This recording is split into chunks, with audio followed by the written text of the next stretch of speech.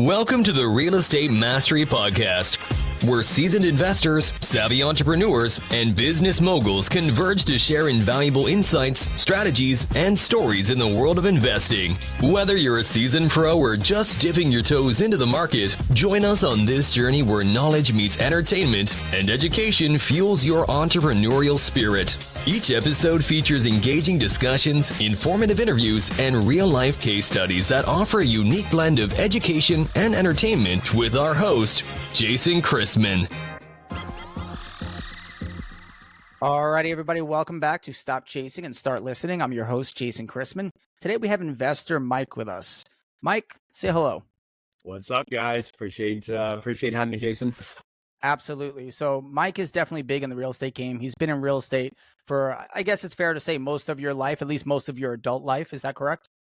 About 22 years. Mike, I like to jump right into it. Tell us where you are today. Where are you in the game today? How many Airbnbs do you own? Do you still have rentals? Give us a little breakdown of who Mike is.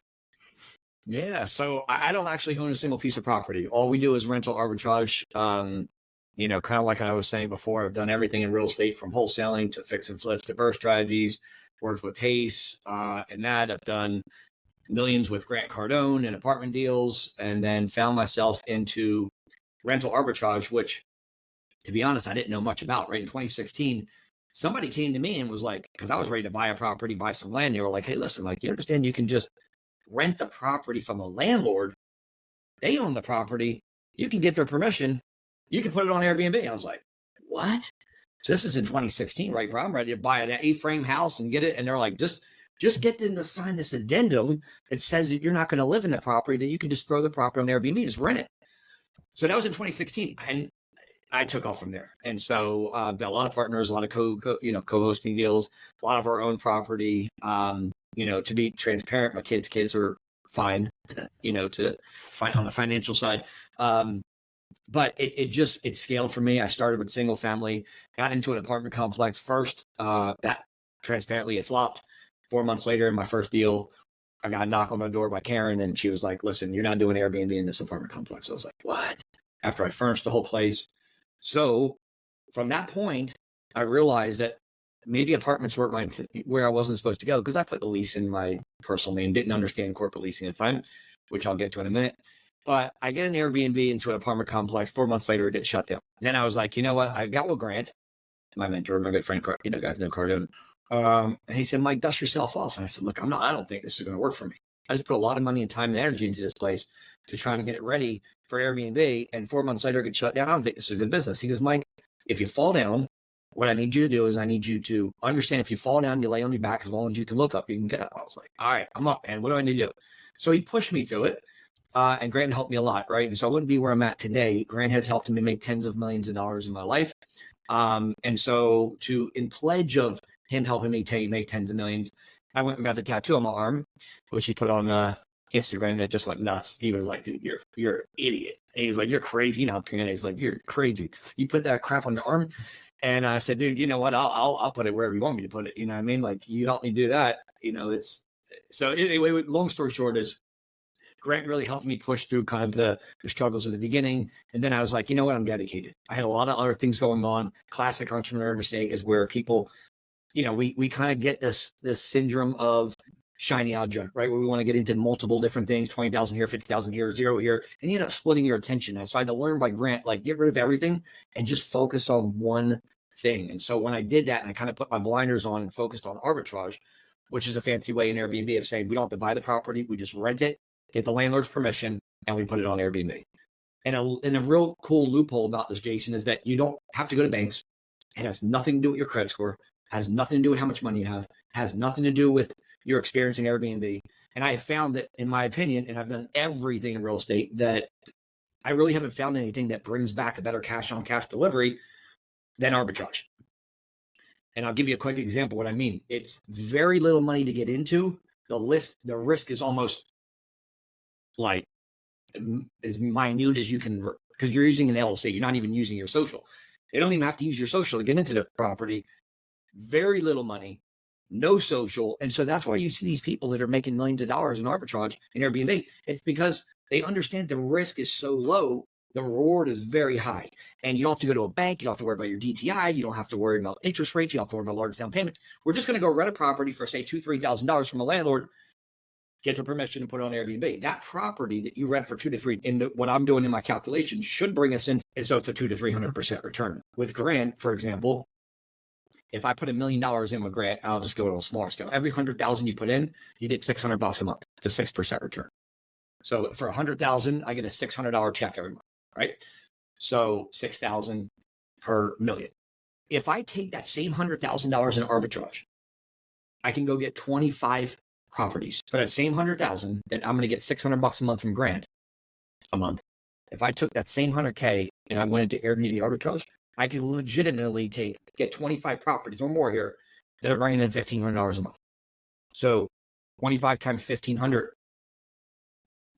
whatever that number is. That's phenomenal. I'm going to tell you what that number is. That's $37,500 in passive income coming in. Now, passive, when it comes to Airbnbs, a lot of people will say Airbnb is, not really a passive business. Unless you set up management, you're not running the day-to-days. I did own a few Airbnbs back in my day. It did well till it didn't. Once you get a bad review, you kind of put back on the end of the list there, and it's tough to be seen in the front few pages. I know when I go to rent an Airbnb, I look at the first 2 pages. That's pretty much it. Then I'm hooked. That's it. Yeah. So it's a little bit of an issue when you come to that. But $100,000 invested with me gets you about $4,000 a month in passive income, and it's protected as well. So what I do is I'm a Section 8 landlord.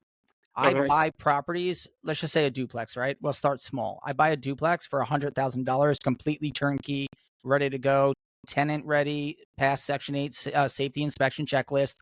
That's going to get me, times 2 on everything because it's a duplex. So on average, I'm going to make about $450 a door. At the lowest 400, that's $800 per property that I have. $100,000 is going to buy me 5 duplexes, just using that as down payments. That's all I would do. I would use it as a down payment. The rest of it would come from my credit lines or from the banks or from another lender, private lender, hard money lender, whatever it need be.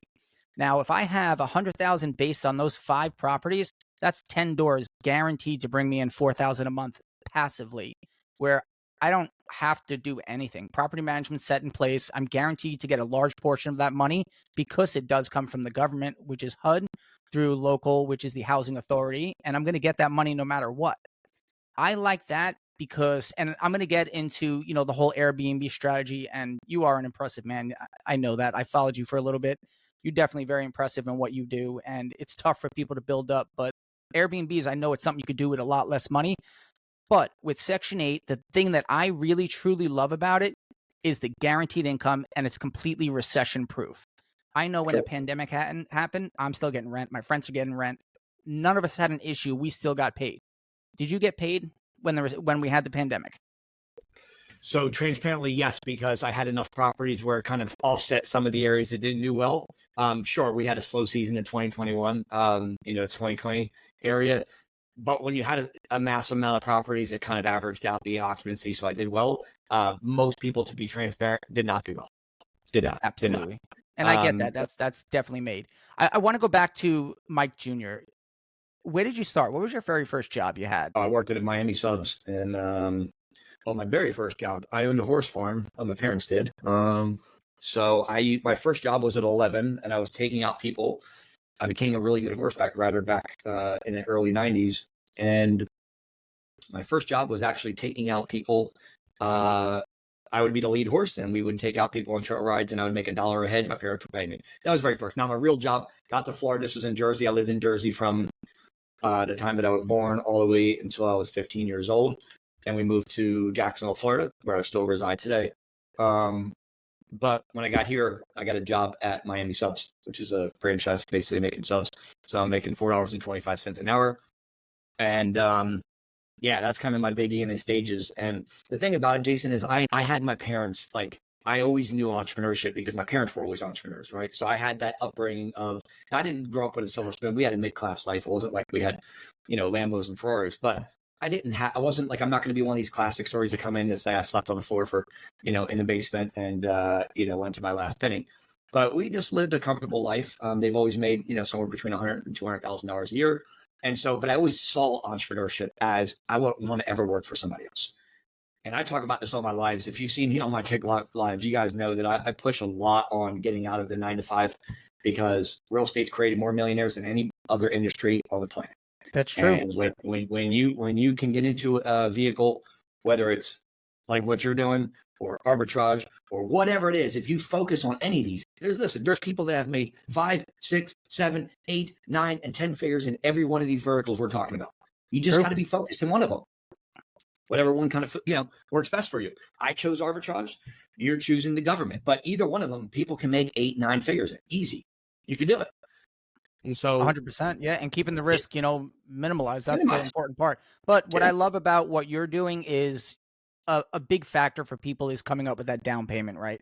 They can't come up with that down payment. So with you, the method you're doing, it's just rent. They just have to come up with the first and last month's rent, right? Or first month and security, and then furnish the place. So what are you looking? $10,000 to get in?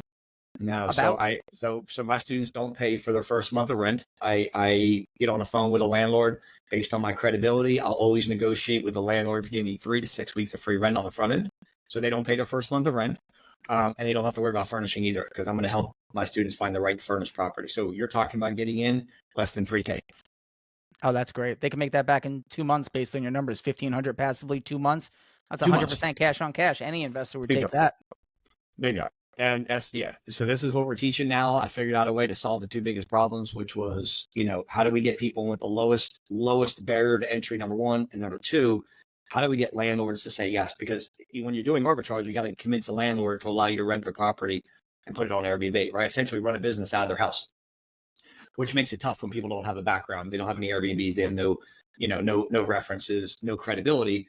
One of the things that I was willing to do, and I became the #1 Airbnb coach in America last year, is because I was willing to be selfless and say, you know what, I'll jump on a 3-way call with my students, with the landlord, and basically not only negotiate you 3 to 6 weeks of free rent, but I'll also use my credibility to help you secure the deal, because you don't have the credibility yet. So I'll get you in the door. You can build up a few Airbnbs, and then eventually you'll have your own credibility because you have your own doors now.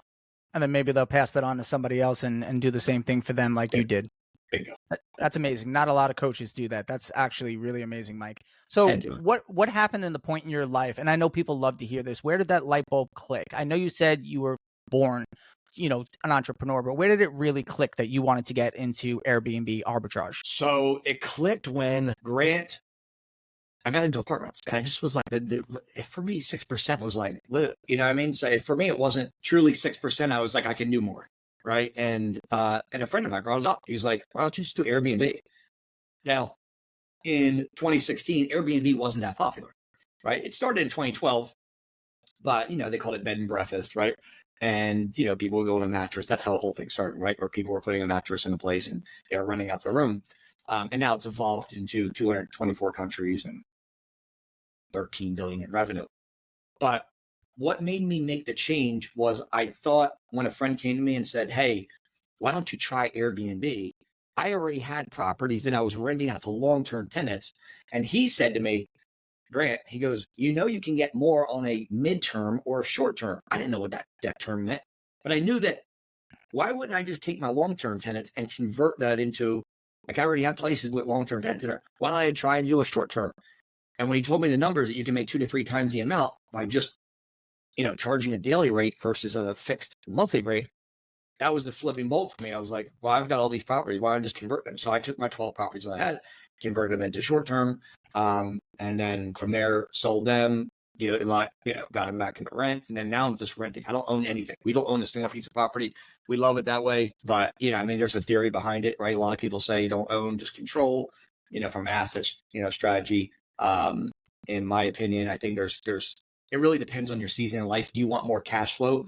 Airbnb is very high in cash flow, but you're not building equity, right? You're not getting the property value because you're not building the equity. So in my opinion, where are you at in the stage of life? Could you use more cash flow, or are you a little bit older and you're like, all right, cool, I just want to start building some equity now? It really just depends on your stage of life and where you want to go. But my opinion, I think, is for me right now, it makes sense to have more cash flow coming in, which is why I don't own yet. I get it. I completely understand it. The thing that I like about the way I do real estate, or the way that majority of people do real estate, we're being paid 4 different ways, right? So you have the heavy cash flow, which is amazing. You can definitely do a lot with that money today and really expand it to where it probably equals to what we would get down the road, if not times two. But we get paid 4 different ways. The depreciation on the property, which is 100%, appreciation of the property, the tenant pay down, and the cash flow. So I'm very big on BRRRRs. I'm very big on buying quadruplex for 100,000, putting 40 into it. Now it's worth 250. I'll strip out an extra 45, 50 grand. That one property just got me 3 properties for free, utilizing 12, 13,000 as down payments on a $65,000 single family property. That's how I grew in 1 year. Just under 50 properties I bought in 1 year. Just 1 year. Good for you, man. That's awesome. Just by BRRRRing out of properties. Yeah. And it's not even like I fully dedicated all of my time to it, a couple hours a week here and there, but you're able to scale and grow. A big thing, and what a lot of people don't realize in real estate, the whole lesson is leverage. You really need to learn how to leverage, whether it's your relationship, whether it's your credit, whether it's your house and you want to do a HELOC. Somebody who owns a property, a $500,000 property, you owe, let's just say $200,000, so that's $300,000 in equity. You could strip out $240,000 of that money. That's a new life right there. That's an easy $9,000 a month of positive cash flow coming in. And if you're throwing that into Section 8, that's a guaranteed $7,500 a month for the rest of your life. And that's rock bottom. We all know, and Mike, the longer you hold real estate, the more money you're going to make on it, because tenant rents go up every year. But then you get the person, so do taxes and insurance. They compare 10% compared to what your rent's going to go up. It's nothing. There's nothing. In 2024 alone, just on my Birmingham properties, we went up $148 a door. A door. I did nothing. No sweat equity, didn't swap tenants, just from the rent raise increases. Isn't that amazing? No CapEx at all. Nope. So what does it take? I'll ask you. So what does it take to get into this? So say investor Mike says, okay, cool. I want to get into the strategy you're doing. What do I need? What do I need credit wise and financially? Well, there's different ways to do it. So what I teach my students is 8 different buying methods, right? So we try to help people that don't have the credit, the people that do have the credit, people that have money, people that don't have money. It really depends on the criteria and the financial situation of the person, but it is better to come in with a little bit of money down. We buy cheaper properties, which means a lot of those properties we can get for $2,500 or $5,000 down if we're going at those properties on terms, or a $50,000, $60,000 property, which we can get in about 6 or 7 states that we buy. It's only $10,000 down out of pocket. You're going to get at least a 50% cash on cash return. Wow. All of my properties that I own total right now, which is 47, I'm invested less than $5,000 out of pocket on each one of them, from BRRRRing out and building sweat equity and stripping it back out of those properties. In another 8 months to 10 months, I will own all of those properties absolutely for free with 0 risk and guaranteed almost 90% rental income from the government. That's the way I play real estate. But talking to you, you're making me want to get back into Airbnb, but do it a little bit different. The big thing I see, man, I'll tell you what, I'm interested in what you're doing actually as well, right? Because I've already set up an empire, right? So for me, it's like, if I can shift gears a little bit and just throw some money into something else, then, if you got a system that works, I'm interested. So I'm open to trying to share the game of where I'm at, and maybe we can work something out there. But yeah, no, I like it. We'll definitely have to figure out that trade strategy. Absolutely. Yeah. Like I said, I love the 4 different payments coming in, but with the Airbnb arbitrage, I love the 200-300% above your average cash flow. So I like to think of myself as not a greedy man, but a smart man. And I want to make as much cash flow as I can today. And then my other investments will protect me in the future, which are my buy and holds. We also still control fix and flips locally, though, here in New York. I don't buy in New York, as goes rentals anymore, but I do have fix and flips going on here locally in New York because the market is insane. Where are most of your properties at? What area? I have properties in Cleveland, Ohio. I just picked up some in Pennsylvania and Birmingham, Alabama, as well as Toledo. So you're there, except for one. Alabama's a little southern yet. Yeah. Alabama, we're actually selling in the miss right now. For the reason I own them less than a year, and I'm going to strip about $145,000 out of those in my pocket, get all my money back, $145,000 in my pocket. That's basically going to allow me to replace those 11 absolutely for free and get all of my money back from those properties. So I'm just rinsing and repeating the same strategies. I'm building my sweat equity. I'm either selling or burring out. In that situation, it didn't make sense to burr on each property, but it made sense to sell them because I can easily recoup that $6,200 a month in cash flow. But now I can do it for free. Now it's not going to cost me anything, nothing. Yeah, I'm getting all my investment back. Yes. That's amazing. Yeah, no, I love the burr strategy. It's just like how you can just multiply, just pull the same money out and go and get. Oh, and to be honest, I'm on the cusp of going even bigger with the burr strategy. I want to start doing it with bigger properties. I don't buy, this is my threshold. Single family property under 75,000, a duplex 120,000. Those are my max turnkeys. Quadruplex 200, 220 max. Now, normally when you have those on a single family property, you're looking 750, 800 average rental, but going Section 8, you're looking 13, 1400. It's a big difference, huge difference. So for people out there who don't understand the way Section 8 does work, you get paid by 90%, 100%, or 110%. I always take the 90% because I don't want to pay their utilities. I'll just continue to pay the water, sewer, if there is sewer, and trash. That's all I want to pay. We don't ever pay somebody's electric bill, ever, or the gas, because you will be blinded out in 6 months to a year. It's just not worth it. It's not worth the risk, especially if you're in an area that's a colder climate. But let's get back into you, Mike. Again, what advice would you give for somebody that's just starting out? For one of your students who just came in, they've never rented or bought a property in their life. They said, Mike, I want to be you. How do I start? What was that wow factor for you that said, this is what I'm going to do, this is how I'm going to do it, and this is my expectations in 2 years? What advice would you give them? Well, the first advice is that you have to understand that, this is not an I, there's no I in team, right? So the first thing that I would give anybody advice on is you got to invest in yourself, because everything can be stripped from me. And I'll tell you this, it has been multiple times. I've been stripped from everything, from the financial side. I've been sued. I've been ridiculed. I've been lied to. I've been cheated on. There's nothing you're going to say to me that's going to hurt my feelings. My skin is extremely thick, and I've went through a lot of stuff before. But I will tell you that when you invest in yourself, that's one thing that can never be taken away from, except for the man upstairs, if you believe it or not. But the reality is that nothing can be taken education-wise. But here's the thought. They can take the car, the house, they can take the jewelry, they can take the clothes, they can take any materialistic shit, but they can't take your knowledge. I always say invest in yourself. If you have like a couple grand, I would invest in myself first. And I will tell you that I've invested in myself a lot to get to the point to where I can have educated conversations like this and also leverage people that are way above you. So in life, there's the simple hack. If I want to be a professional boxer, I want to be the best boxer in the world, guess where I'm going to go? I'm going to go talk to Mikey. I want to go talk to Tyson. If I want to become a singer, I'm going to go talk to Celine, right? Or a girl. If I want to become the best in real estate, I'm going to find the best. If I want to become the best of Airbnb, you got to talk to me, right? So you got to talk to people that are way above you and think, like, close that gap of proximity. My advice is close the gap where you're at right now. Find the person that's way above and just connect to that person, because they're going to be able to shortcut your success. Because sure, you could do it yourself, but why do it yourself when you can leverage people who's already went through it and are already here? You're here, you want to go here, connect, close that gap, and they're going to show you the route to do it. So I highly, highly recommend coaching. By the right mentor, the right coach is going to get you to the promised land much, much faster than trying to do it yourself. So like in anything, right? You want to get the best of the best. So I was a professional matchmaker for a decade.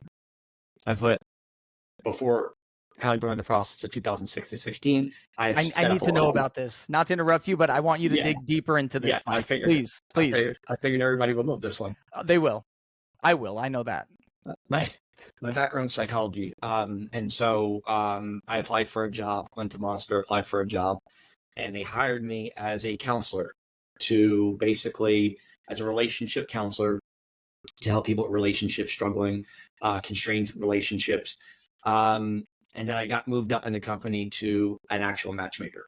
So what I did was I sat down with people face to face, not on Zoom, none of this Bumble and Plenty of Fish and all these different Match and eHarmony and all these things were online. We would actually meet people face to face, and we would look at things like their temperament, their dominance, their emotional maturity, their sexual, their religion, their conformity, and different things that common interests and things that would put people together.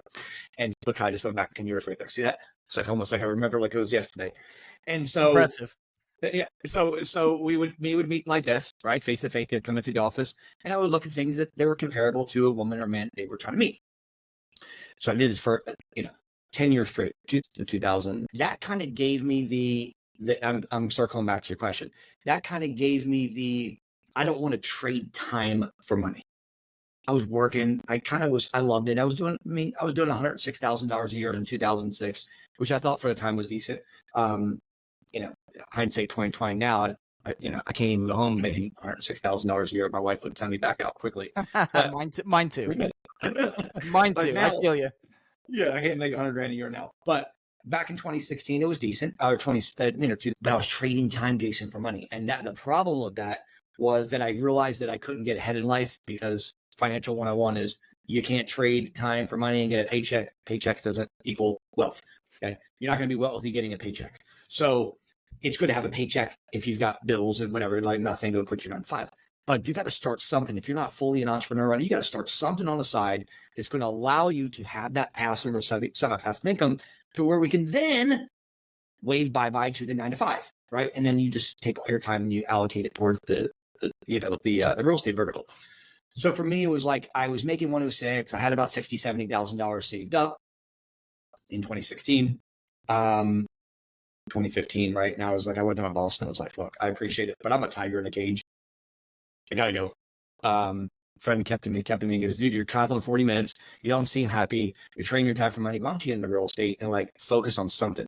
I got introduced to Grant Cardone. I actually got introduced to his pilot, who's my best friend, is Ryan Secco. And Ryan flies. He's the private flies Grant's jet private. So I met him when he was at Southwest Airlines. He was flying there for making $150,000 a year. Came to me and he was like, hey, this guy Grant Cardone wants me to fly his jet. I said, cool. Who's Grant Cardone? I had no, it was 2015, right? So I looked him up, and long story short, I told Ryan, I said, hey, listen, bro, you're making $150,000 a year. This guy wants to pay you $50,000, but it's not how hard you row, right? This is a Warren Buffett. It's not how hard you row. It's what boat you're in. And this guy has got a lot of credentials, Grant. And so he took the job at $50,000. Now he's a multimillionaire. But that's how I got introduced to Grant. And I say that because I started leveraging people. I understood that my network is the net worth. So if I'm going to give you advice, it's going to be find the people that you are trying to get into. What are you trying to get into? And find the people at the top of the echelon in that industry. And you will do really well. If you have to pay to sit down and be around these people, invest in, when I say invest in yourself, invest in coaching with the right person, because it's everything. The reason I'm at where I'm at in my life is not because I try to do it myself. It's because I had high level people. Ty Lopez is a good friend of mine. Rudy Maurer is a good friend of mine. Grant Cardone's a good friend of mine. Alex Hormozy is a good friend of mine. These are people that I'm surrounding myself with. They're doing tens of millions, hundreds of millions, and even billions. So I know that being around those people who think that big, you're gonna elevate, right? As natural, what we do as humans, we adapt to our surroundings. And you got people that are talking about Netflix and working out, burning out, and work-life balance and all this stuff, and they want to come home and have their boo rub their shoulders, and they don't want to work past 40 hours. You're not going to cut it in life, right? If you want average and you want a life of comfortable, then just remember what I'm going to say. If you're not willing to put the work in right now, you might be the kind of person that's 85 years old, 85 years old, and you're going to need, no pun intended, if you're working at Walmart, but you may be the person who ends up having to work as a greeter at Walmart, not because you want to, because you have to. And the theory that Grant told me was this: if you're not willing to play today, in other words, if you put the work in today, you can pay it. So he says, pay the price today, so you can pay any price in the future. And I keep saying that to my head. If I pay the price today, I can pay anything in the future. If I pay the price today, I can pay anything in the future. So I'm willing to invest in the people that are way above me, whether you like Grant or not. I think we can all agree, Jason, I think you'll agree to this, whether some people like him, some people don't like Trump, but the guys are billionaires. And I think in business, if you can, whether you like the guy's personality or not, can we learn from somebody who's created $1 billion company? Oh, absolutely. Absolutely. Yeah, of course. Whether you like the guy or not, you can learn from somebody who's done that kind of success, right? I'll put myself around anybody that makes more than I do. Put it that way. So yeah, until I can get to that point to where I can finally make more than they do, then I'll jump to the next person. But I'm the same way. I try to surround myself with people who, and it's not necessarily just about money. I like influence. I like people who have dedication, who have drive. I find that a lot, especially in my group, a lot of people that come in, they have the 9 to 5s, they barely scrape by, and we're getting them to a point where they're going to get there. They're going to be financially free. I like to be around those people as well, but influential is one of my biggest things, as well as people who are very successful. I want to learn as much as I can. And I agree with it 100%. You have mentors out there, they charge a lot, but they're worth it. They're worth it because it's going to change your life. I know people that have paid 50, 100 grand to meet with somebody for one day. And that one day was like 4 hours, but they say it's the best experience they've ever had. It changed their life. And I knew you were definitely, yeah, exactly. I knew you were either a fan before we spoke originally, or you knew Grant Cardone, because I have seen your videos. I know the 1%er. I know the 10 times, the 10X, the tattoo that you have. And that's amazing. And look, if somebody changed your life that drastically, a tattoo is the least you could do. Oh, that's what I'm saying. That's all. I mean, anywhere you want, man. Just tell me where to put the name, right? That's Look, the least I could do for anybody. Something make that kind of money, right? Yeah, you get me into 9 figures, I'll tattoo 10X on my face. I mean, I'll teach my daughters the 10X program every day for school, no problem. So I completely get that. I do. Yeah, it's a lot. It's a lot of fun. Every show that we have, I like the guest to ask a question, and I do have a guest that asks, "What does your vision board look like for the future?" Oh, you're asking me? Yeah, sorry. My future, my future. So my future is, where's my future? So, I'm going to the moon, right? So it's a matter of what my timeline is at. So my vision board would look like in the next year, I'm sitting over 100 units, maybe in 100 area. I'd like to, I don't know. You want to talk about money, or where do we want to go with this? I want to talk about what you want to talk about. Where do you see your vision board? Is your idea? That's your idea. Where do you see it? Do you see yourself, sticking to the Airbnbs, the arbitrage? Do you see yourself getting into, different type of short-term rentals, or more long-term? You want to go bigger in the flip game? We've had people on this podcast. I've had Chris Crone. I've had Chad Chinnicky. These are people who are TV stars. These are people who are billionaire investors. They all have, such an extensive platform of where they want to be in the future. And it's impressive. And everybody pretty much comes to the same answer with, you said in the very beginning, was your kids, setting up your kids. And that's exactly the same strategy I'm at. I want to set my kids up for life. I want to put all of my properties in a trust where they can't be sold, where my children just collect the passive income. And once they're paid off, they'll be getting $70,000, $80,000 a month each for the rest of their life. That's sick. See, so that's my vision board. I could buy the Lamborghinis, the Ferraris, the Bentleys. Great. I've had the play cars. I've had them. Doesn't do it for me. It just doesn't do it. I just sold the Lambo, actually. I had it just didn't make sense because now I've got twins. So now I got 4 kids. So it didn't make sense to have the Aventador anymore. But it was a lot of fun. The Lambos are a lot of fun, flying private, all that stuff. I don't know. But for me, it's the game, right? It's Alex Hormozy always tells me, he's like, dude, it's not the journey. It's not the end goal. It's the game you're playing along the way, right? We, as an entrepreneur, we always want to try to get to the next mountain. There's no end. Like, okay, I'm done. I'm retiring. It's like we get there and then we're like, what's the next big thing we're going to do? So I'm going to circle and say this. My ultimate goal, my vision board, is to scale up the passive income to ridiculous amount. Maybe that's 200 units. I would like to buy a full 200-300 unit apartment complex. That's kind of where my big vision, I guess, is an apartment deal where I can just own the entire complex. Whether I do it as a long-term or short-term, I don't know yet, but I would love to own fully paid out something that's, a couple $100 million. Can I tell you where I see you? Just from having a short conversation. Since you're so good at the Airbnb arbitrage, you're so good at the short-term rentals, the rush, the high, the thrill, you want the cash flow, RAL, residential assisted living. Get yourself, a 75 to 100 unit. I mean, you're looking, even in Florida, you'll get $7,000, $8,000 a month per person that's in there. And we are in some of the upcoming biggest baby booms this world actually has ever seen before. We're short 2.5 to 2.8 million beds for the elderly. And upcoming the next 20 to 30 years, we're going to be short 2.5 times that amount. So residential assisted living, is that something you see yourself maybe getting in since you've crushed Airbnb? I mean, you've done it bigger than most other people, if not bigger than anybody else.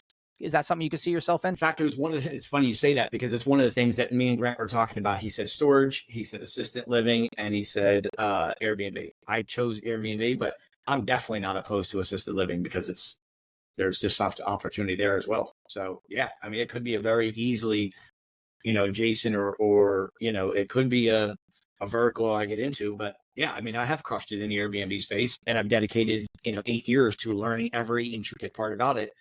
And so now that's what I'm helping my students do is just win the game at the highest level. I help people get properties faster than anybody on this planet. But yeah, I would love to get into something like that, right? Because there's, again, you start to get to the top and it's like, how do I get back? And now I've built an empire. I've got the time freedom. That's why I pour into my students now. But assisted living also has a soft spot of heart, right? Because it's helping people. And for me, helping people is really where I get joy at. I mean, I'm past the point of like, I got you. I don't do the sale thing anymore. You're like, I mean, in the beginning of sales, it's like, you got them. Like, you don't get off the phone. You're like, I got you. Like, I'm a little past that, right? We're at the point now where we're, you're there to help people and you truly help people. And the more to get wealth in life, it's just leveraging, helping more people. That's all you're trying to do.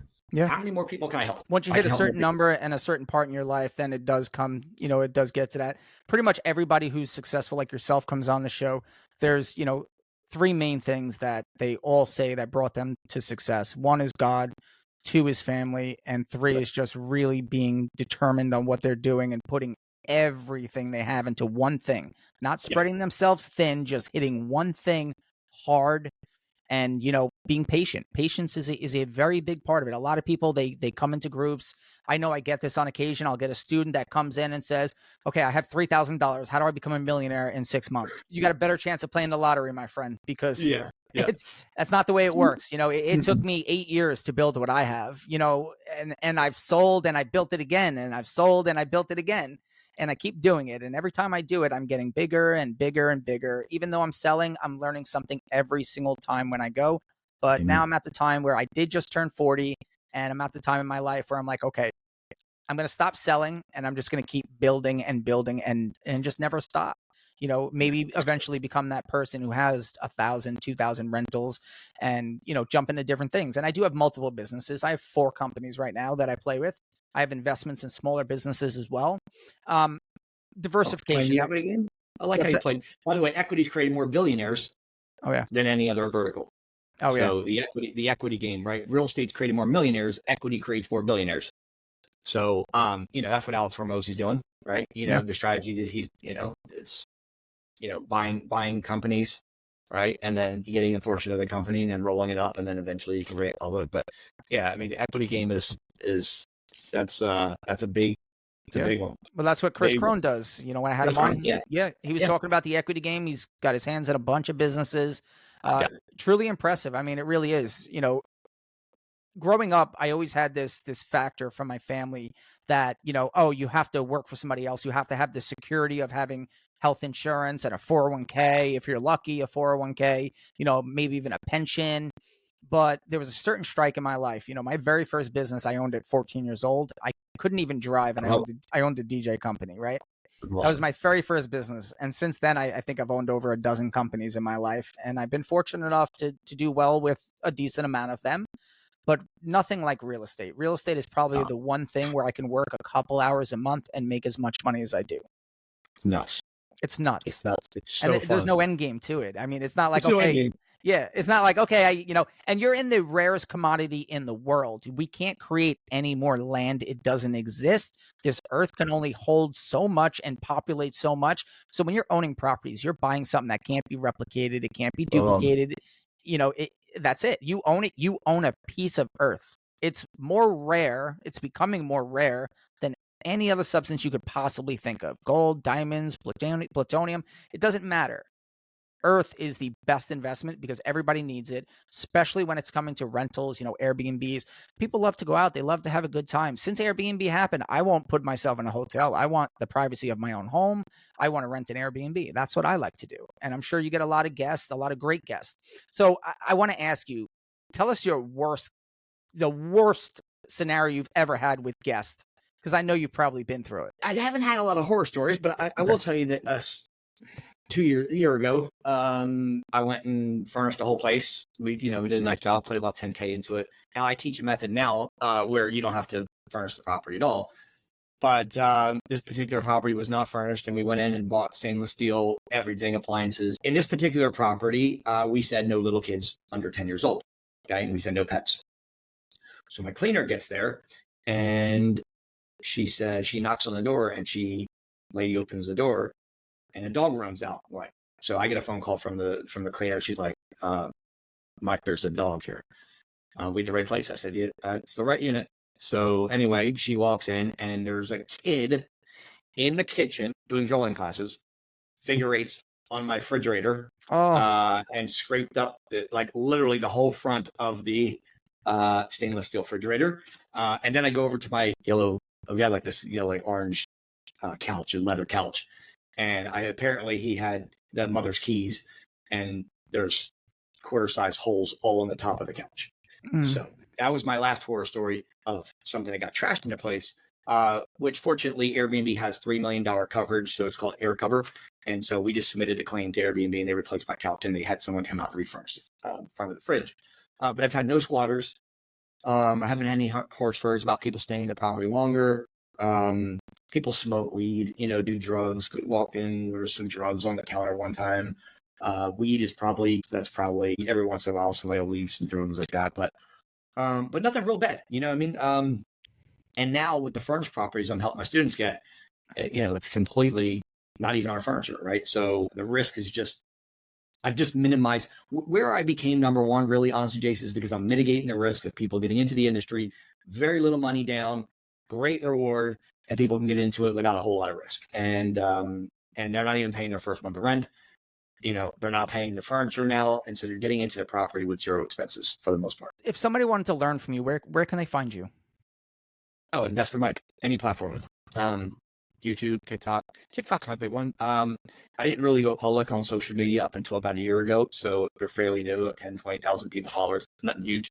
But I played the game since 2016. And then I decided, actually, because of Alex, I had a conversation with Hormozy, and he's like, listen, because I was always worried about being criticized. I had this thing where if people are going to go on and they're going to be haters. And he's like, dude, listen, you're going to get haters, man. Haters are the ones that help you create, right? Because they're talking about you. So I just got it out in my head. And now I just I actually enjoy the haters now because I know they're talking about themselves. That's kind of the framework I go with. Oh, it's true. It's usually people who aren't happy with themselves. So we all get the haters. I mean, I've had death threats, it's just what it is. And I've never done anything to hurt anybody. I just want to help people, and the prices that I charge to get in my group, it's almost nothing. And I do it just to build a community. I'm not in it to make money out of it. I do it to build a community and just to really help people. That's awesome. See, when you have that kind of you're there to really truly help people and build a community, and you get people that they're just at the bottom. Crabs are always going to try to pull down. Grant told me, look, when you get to the top, we don't have time to hate. We have time to create. So anybody who's at the top of the game is not trying to hate on people above them. They don't do that. The people that are underneath you will always try to crab the bucket with the crabs. They're going to try to pull you down. But I always, Alex was like, look, man, if you yell at a stone every day, the stone doesn't respond back, right? So if you just ignore it, the reason why if you kept yelling at a stone every day, it doesn't respond is because there's nobody responding back to you. So you're you can't say anything else, right? So you just ignore it. Or if somebody says something, then you can just one up them. That's another way of getting haters out of your way. So anyway, I got past the hater thing. And so, but it is what it is. People are going to hate. That's okay. Let them hate. No big deal, man. Come on. It's part of the game, right? Look, I do have to hold you to it, though.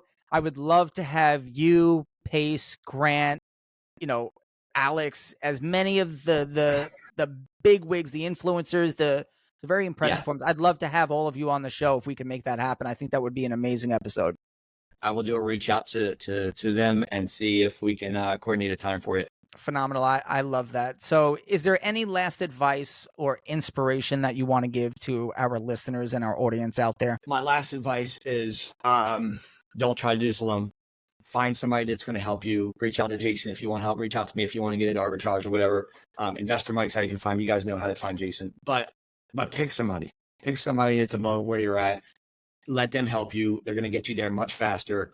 And just remember to always invest in yourself, because once you learn, it's the education that you can continue. It's like riding a bike, right? In the beginning, we didn't know how to ride a bike. Nobody knew how to ride a bike when they were 3 years old. You got on the bike, you fell off a million times. Finally, your parents took off the training wheels and you were like, oh, I got it, right? It's because you learned over and over again how to do it. When you learn how to do something in real estate, it's like if I feed a man, you guys heard this before, if you feed a man a fish or a woman a fish, he can eat once. I don't feed people a fish. I teach you how to fish so that you can eat forever. If I teach you how to do it, you can do this forever. And it's a skill set, right? So once you learn the skill set of arbitrage or the Section 8, you guys can do this forever. Just learn it. But you got to connect with the right people and have the right coach, the right mentor helping you, because that's another thing too you got to be careful with, because there's influencers that are 18 years old flexing in front of Lambos and they're talking about, I made $1 million last month, and a lot of that is bullshit. You know what I mean? Like, so you got to pick the right people who've actually done something for real in their life, and that cope with their personality. And I've been a coach for 12 years, and I've helped hundreds of thousands of people live a better life. So I've got the credibility there, and I just appreciate you having me on the show, man. It's been a pleasure. Oh, you crazy. I appreciate you being here. For the audience out there, I'm going to put all the information, where to get in touch with Mike, how to get access to his program, his platforms. Everything will be in the description to these videos on all of our platforms. Once again, thank you for listening. This is Jason. Stop chasing and start listening. Thanks for sticking it out with us to the end. As always, if you enjoy our show, please subscribe so you don't miss any of our episodes, guest appearances, or education in the world of investing. Till next time.